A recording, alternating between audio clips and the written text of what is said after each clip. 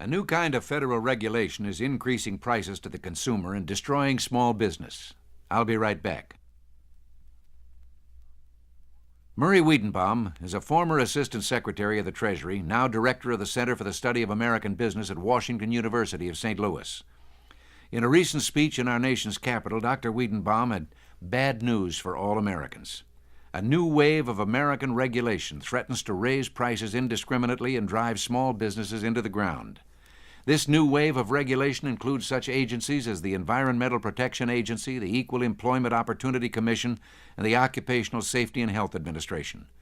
All of these agencies were set up to accomplish laudable goals. Who among us would object to protecting the environment, preventing discrimination, or improving safety conditions for our workers? Indeed, who among us is not in support of such goals? Unfortunately, however, these agencies are so devoted to these particular goals, they pay little heed to what they do to the efficiency of business or to keeping prices low. The forest of a healthy economy, high employment, and low prices is lost for the tree of, say, worker safety.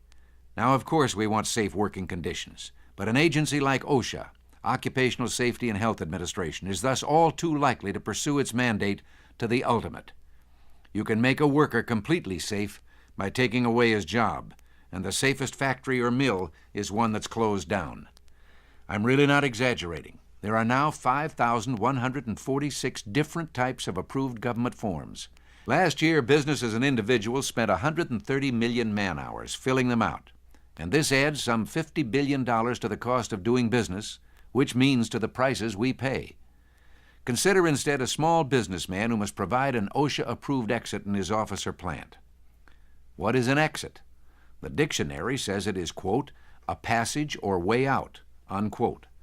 Now, you have to admit those 5 words describe it for anyone who understands English. But the language of bureaucracy is not that precise. Here is the way the OSHA manual defines an exit, quote, that portion of a means of egress which is separated from all other spaces of the building or structure by construction or equipment as required in this subpart to provide a protected way of travel to the exit discharge, unquote.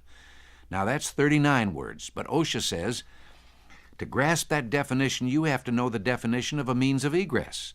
And so their glossary supplies the answer, quote, a continuous and unobstructed way of exit travel from any point in a building or structure to a public way and consists of 3 separate and distinct parts, the way of exit access, the exit, and the way of exit discharge. A means of egress comprises the vertical and horizontal ways of travel and should include intervening room spaces, doorways, hallways, corridors, passageways, balconies, ramps, stairs, enclosures, exits, escalators, horizontal exits, courts, and yards, unquote. And after all that, the small businessman realizes that he still doesn't know what an exit is because, as Dr. Wiedenbaum points out, OSHA's been unable to supply a definition of exit that doesn't contain the word exit. Webster uses 5 words, OSHA uses 39, and then another 74 trying to tell you what the 39 said. I'll be back tomorrow with more on the new wave of regulation. This is Ronald Reagan. Thanks for listening.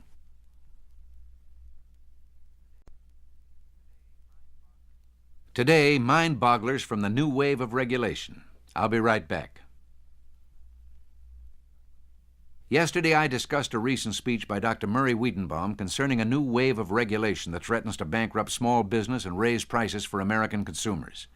Dr. Wiedenbaum pointed out that small business is reeling under a mountain of paperwork and is finding it impossible to determine what it is the new regulators really want. But there are other problems as well. They stem from the narrow focus of each of the new agencies. Some of their mandates contradict not only a healthy economy and low prices, but each other. Since each of the new agencies cares only about its own legal role, the larger picture is invariably lost.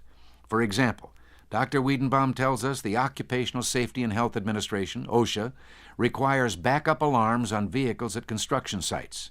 Nothing wrong with that.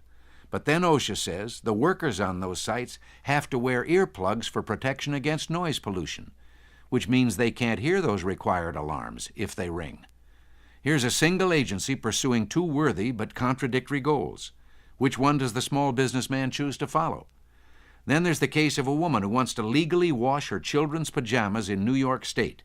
Now that sounds like a pretty fundamental freedom. But the Consumer Product Safety Commission says the only way you can legally wash pajamas without washing out fireproof materials, which are required by that same commission, is to do so with phosphate detergents.